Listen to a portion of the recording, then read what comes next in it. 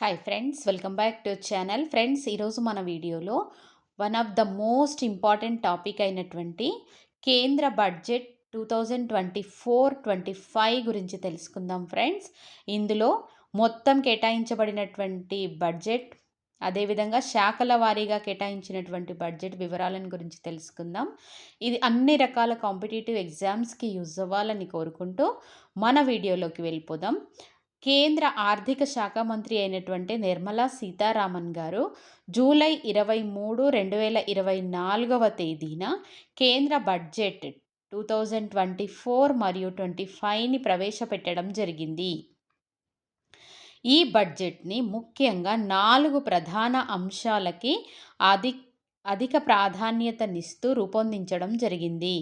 అవి ఏవనగా గరీబ్, యువ, అన్నదాత మరియు నారి. గరీబ్ అనగా పేద, యువత, అన్నదాత రైతులు మరియు నారి మహిళలకు సంబంధించి అధిక ప్రాధాన్యతనిస్తూ ఈ కేంద్ర బడ్జెట్ని రూపొందించడం జరిగింది. నిర్మలా సీతారామన్ గారు బడ్జెట్ని ప్రవేశపెట్టడం ఇది వరుసగా 7వసారి.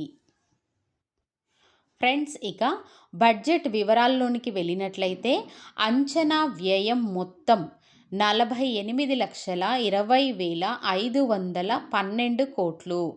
అందులో మూలధన వ్యయం 11,11,111 కోట్లు. ప్రభావవంతమైన మూలధన వ్యయం 15,01,889 కోట్లు. మరియు రెవెన్యూ వసూళ్ల విషయానికి వచ్చినట్లయితే 31,29,200 కోట్లు.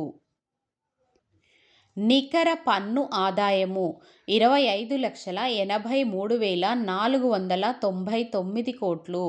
పన్నుయేతర ఆదాయము 5,45,701 కోటి. మొత్తం మూలధన వసూళ్లు ఎంతనగా 15,50,915 కోట్లు. కేంద్ర బడ్జెట్ని 9 ప్రధాన అంశాల ఆధారంగా ప్రవేశపెట్టడం జరిగింది. ఆ 9 ప్రధాన అంశాలు ఏవనగా మానవ వనరుల అభివృద్ధి మరియు సామాజిక న్యాయం.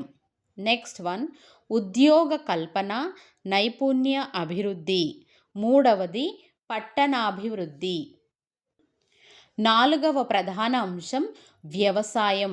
5వది ఆవిష్కరణలు మరియు పరిశోధనాభివృద్ధి. నెక్స్ట్ వన్, తయారీ సేవలు. తర్వాతది మౌలిక సదుపాయాల కల్పన. నెక్స్ట్ వన్, భవిష్యత్ సంస్కరణలు. తర్వాతది ఇంధన భద్రత.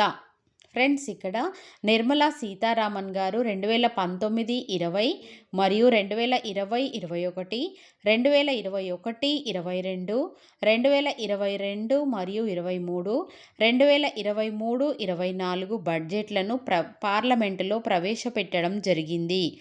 ఈ ఏడాది ఎన్నికల సంవత్సరం కావడంతో ఫిబ్రవరి 1వ తేదీన 2024-25కు సంబంధించిన ఓటాన్ అకౌంట్ బడ్జెట్ని ప్రవేశపెట్టడం జరిగింది. మొన్న జూలై 23, 2024 రోజున ప్రవేశపెట్టినటువంటి బడ్జెట్ పూర్తి స్థాయి బడ్జెట్. నెక్స్ట్ వన్, ఇందులోనే కేంద్ర బడ్జెట్ 2024 మరియు 25 నందు వ్యవసాయం మరియు అనుబంధ రంగాలకు కేటాయించబడినటువంటి మొత్తం ఎంతనగా 1.52 లక్షల కోట్లు. నెక్స్ట్ వన్, రక్షణ రంగానికి గాను 6.22 లక్షల కోట్లు మరియు రైల్వే శాఖకు గాను 2.62 లక్షల కోట్లను కేటాయించడం జరిగింది.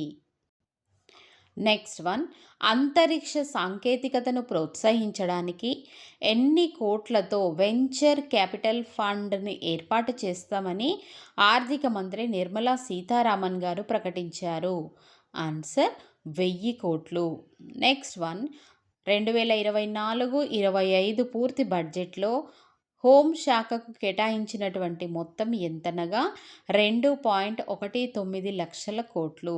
పర్యాటక రంగానికి గాను 2479 కోట్లను కేటాయించడం జరిగింది.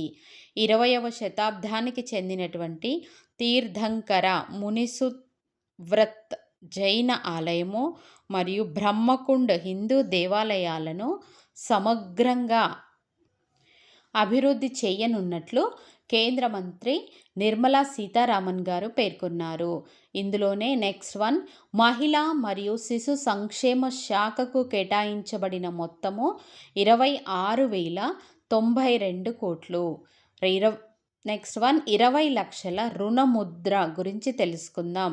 ప్రధానమంత్రి ముద్రా యోజన PMMY అనగా ప్రధానమంత్రి ముద్రా యోజన క్రింద ఇప్పటి వరకు హామీ లేనటువంటి సూక్ష్మ రుణాలు 10 లక్షల వరకు అందుతుండేవి.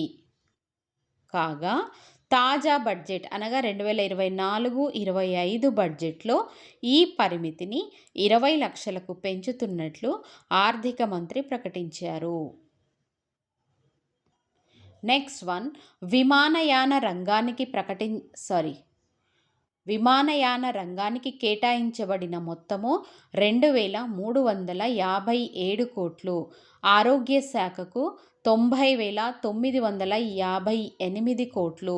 జల వనరుల శాఖకు 30,233 కోట్లను కేటాయించారు. గిరిజన వ్యవహారాల మంత్రిత్వ శాఖకు 13,000 కోట్లను కేటాయించారు. అంతరిక్ష విభాగానికి 13,042 కోట్లను కేటాయించారు. మరియు పురావస్తు శాఖకి 1,274 కోట్లను ఈ బడ్జెట్లో ప్రవేశపెట్టడం జరిగింది.